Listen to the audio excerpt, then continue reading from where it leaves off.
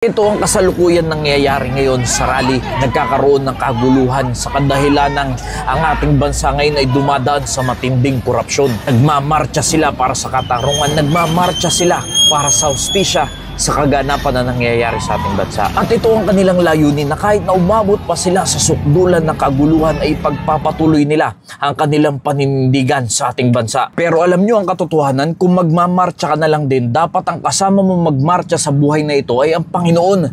Dahil kahit saan ka magpunta, sino man ang kasama mo, ano man niyang pinaglalaban mo, ang pinaka-the best na kasama mo sa mundong ito, sa buhay na ito, sa mga laban ng buhay ay walang iba kundi ang ating Diyos. O God, when thou wentest forth before thy people, when thou didst march through the wilderness, Selah. The earth shook, the heavens also dropped, and the presence of God, even Sinai itself, was moved at the presence of God, the God of Israel. Tatandaan mo, kaibigan kapatid, saan ka man nagmamarcha sa iyong buhay, nagmamarcha ka man sa problema ng buhay, o nagmamarcha ka man kasama sa luneta ngayong araw na ito, kaibigan kapatid, anumang klaseng marcha ang iyong nilalakaran sa iyong buhay, tatandaan mo, kung hindi mo kasama ang Panginoon sa iyong pagmarcha, sa lahat ng aspeto ng iyong buhay ay hindi ka magtatagumpay.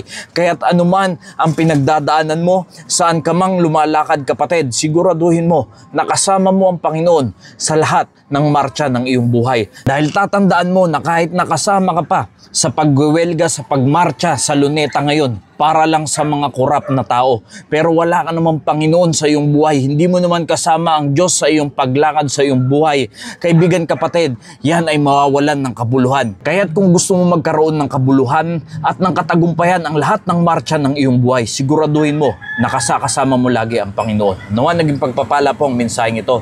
Maraming salamat po and God bless you all.